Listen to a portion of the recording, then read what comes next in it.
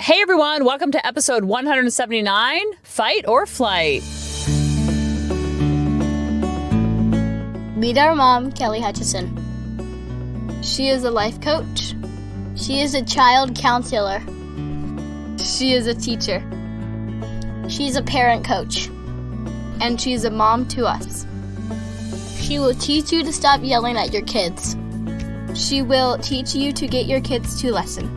She will teach you how to never sleep with mommy guilt again. She will teach you how to be an imperfect mom, so you can help your kids be imperfect too. And have harmony in the home. Hey everyone, so I told you I was going to talk to you about toddlers and tuxedos, which I'm kind of setting you up for because have you ever played basketball? And I think it's called an alley-oop, like when someone throws a really good pass and it's right near the basket and then you slam dunk it. So whoever does that pass gets the assist and then it's like an alley-oop and then slam dunk it. Same like with soccer. When I played midfield, I was always the feeder for the person who would score the goals, and so I would get the assist if I was at midfield. And then if I was at forward, then someone else would, do a great cross and then I'd be a forward and hopefully score. So this is kind of like setting you up for an alley-oop, and I'm assisting you to score your goal. And this is something you've probably heard of before, but maybe not heard of it when we're thinking about our kids. Because a lot of times we see our kids' behavior and we have so much story around it that they're being disrespectful, they're being rude, they're being a brat, they're being a jerk, they're being mean, they're being unkind, they're being defiant. Whatever the adjective is, whatever that word is, then we kind of don't see what's going on behind the behavior. So when we really get curious and not furious about their behavior, then we could be like, hey, what's going on for them? And that is really good info to have when we're doing role playing with them during calm waters. Because remember, when they're in the red zone or even the yellow zone, this is not a time to reason with them, give them all these consequences, just throw the book at them because they're drunk on emotion in those moments. And so they can't snap out of it and they don't have the skills yet to get out of it on their own. So a lot of times you'll just see them cry, and we'll say, calm down, relax, you're overreacting. And then it just adds shame and guilt to it. It just adds gas to the fire. Or go to your room until you calm down. Then they feel like they're a bad kid and they're in trouble. Then they're running off to the room and slamming the door. So when we think about teaching our kids any type of skill, they need practice and they also need lots of skills and lots of tools for the tool belt. And so seeing how they react when they're drunk on emotion, when they're in the yellow and the red zone is really good info to have, because then when you're role playing, whether you're modeling it for them, where you're setting up scenarios within the house, where you're pretending like you're mad or you pretend like you're angry, you pretend like you're sad, when you're setting up these scenarios, or when you're role playing with them with stuffed animals or puppets, or just talking it through about a time that you felt this hard emotion, when you're having these conversations, it's good to have because then you can use how they respond to stress. And you can use that as your content and almost as your curriculum for teaching them about tricky emotions. So when we talk about fight or flight, it's kind of like when we talk about kids when they feel hot or cold or cool. Cool is like what we all feel during calm waters. Hot is what you see during aggression and they're mad and they're yelling and they're screaming and there's punching of walls or throwing things or just you see that aggression. That's when they're feeling very hot. Some kids go to that under stress. Some kids get super cold where they start pouting, they start crying a lot. I'm not good enough. Nobody loves me. Nothing I ever do matters. And they start to feel sorry and a lot of self-loathing. This is good information to have because then when you're role playing, you can teach them mantras, you can teach them calming techniques, you can teach them breathing techniques, you can teach them to reach for their stuffed animal, or you can teach them to blow out the candles to help practice their breathing. And then when you're doing this role playing with them, you can see what they're leaning towards as strategies. So then you can put that in your pocket as an alternative to use for them when they're upset. A lot of times when my kids are upset, I'll say something like, do you want help calming down or do you want to calm down by yourself? Some kids need help calming down and some kids need to be left alone so they can calm down on their own if they have tools in their tool belt. So when we're talking about fight or flight, when kids feel stress, now stress is part of the human experience. I have never gone through a day in my life where I have not felt stress. Now, our stress is different than their stress, but it's still the same. The trigger, so to speak, to make them feel stressed is different than us, but they still feel stressed just like we do. So instead of calling it trauma or pain or big T, little t, when we look at it as the child is under a stressor, then we can kind of relate with that a little bit more because we know what it's like to feel stressed. We have all felt it. And we know that it's part of the human experience. And so they're just feeling stress that is an age-appropriate stressor for them. Because we look at them, we're like, how can you be stressed about that? I peeled the banana wrong. Relax, calm down, chill out. You're overreacting.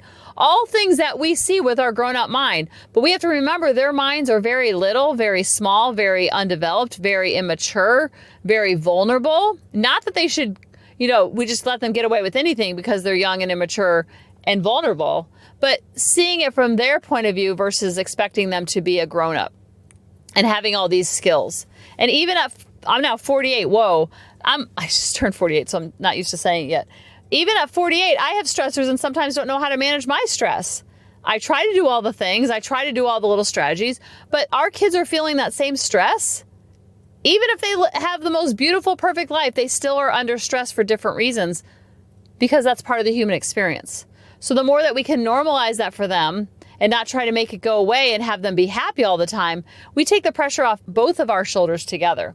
So when we're talking about fight, there's 4 real big ones: fight, flight, freeze, or fawn. When we're talking about the fight, that's kind of like when you're seeing someone act real hot. So when a child feels under stress, they feel like they need to fight back. So that's why there's aggression. That's why there might be a tight jaw, or they might start grinding their teeth, or sometimes they growl. They have the urge to punch something or someone. They might want to kick or scream, or they're crying in anger. It's not crying like, poor me, no one loves me. It's the screaming crying, which we've all seen. So when I'm ever talking about big topics, I always like to ask the Googles.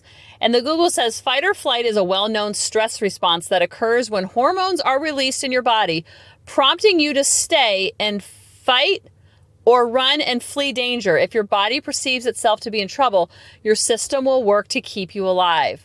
This is part of the human experience. We can all see this in our grown-up eyes happening with ourselves and with our coworkers or our friends and our family, especially if we weren't taught skills when we were younger. Fight, flight, freeze, or fawn are a natural way for the body's reaction to stressful, frightening, or dangerous events. This is so important, this next line.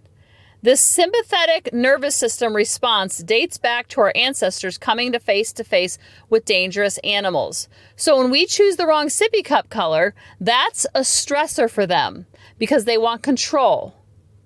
So they go into fight or flight. So you see fight where they're like putting up their dukes, like, yeah, let's go.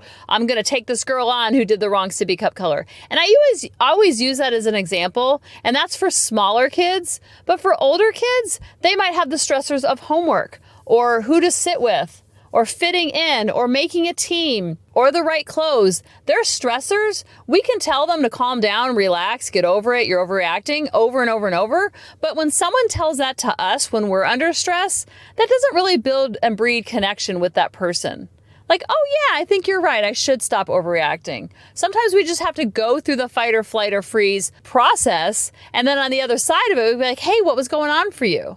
Just like we would for a friend. If we saw our friend flipping out on a server at a restaurant and then they calm down, you're like, hey, what was going on for you? You kind of let that server have it, and you're not usually like that. So you see that in fight where they're pushing back, they're fighting.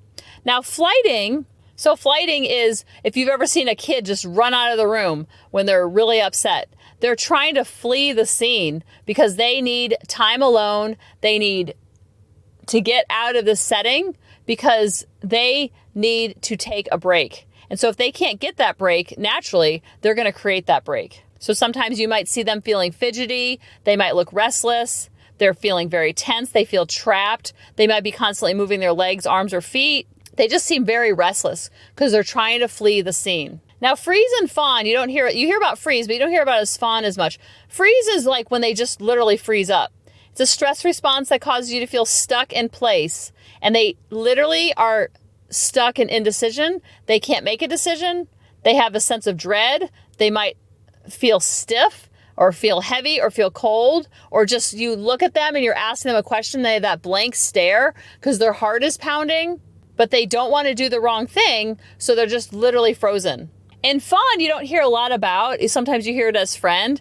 And this is when people pleasing comes in. If there's an unsuccessful fight where you just feel like you're not being heard, you're not being seen, or your child feels not seen or not heard. And a lot of times this happens in abusive relationships when you were younger. If you were just having a conflict with your parent or a sibling and you felt like you couldn't even lose, then all of a sudden you became a super duper people pleaser because you were overly agreeing. You just want peace at any price. Your voice gets smaller. It doesn't matter as much because you're trying to be overly helpful, overly pleasing. You just want the tension to go away. You just want to please your caregiver. So our kids sometimes do that where they become the straight A student. They stay out of trouble. Their room's super clean. They're a people pleaser. It's peace at any price because they just want to be a doormat because they don't want to upset you. So you'll see a lot of that too with kids when there's a lot of tension in the home. Their primary concern is making you happy. Because what they're trying to do is they're trying to cover up the distress and damage that the parent is feeling inside. So a child that you see is trying to people please you, or they're trying to people please their friends and they want everybody to like them. They're not really good with boundaries. They're very easily controlled and manipulated because they're the followers because they just want peace at any price. And they're overly dependent on the opinion of others. You'll see this in kids sometimes, especially in the classroom when they want to be the straight A student. If there's a lot of stress and tension at home, and then you hear at school they're a straight A student, they're perfect, and they don't even get out of line for a nanosecond, a lot of times they don't want to have stress at home and at school, so they just follow the rules and they just kind of blend in and they check all the boxes because they can't deal with stress at home and at school. So why is this important to know this about your child? Kind of like what I said in the beginning, it's important to know what they go to when they're under stress. So then you can use that as your content in your curriculum to teach them during calm waters of what to do when they go to fight, flight, or freeze or fawn. And kids will do a combination of all of them. But if you look at their behavior over the last couple of months, it's very easy to see what they go towards. I've had students in my classroom who get super pouty and super quiet and they go into the people-pleasing mode.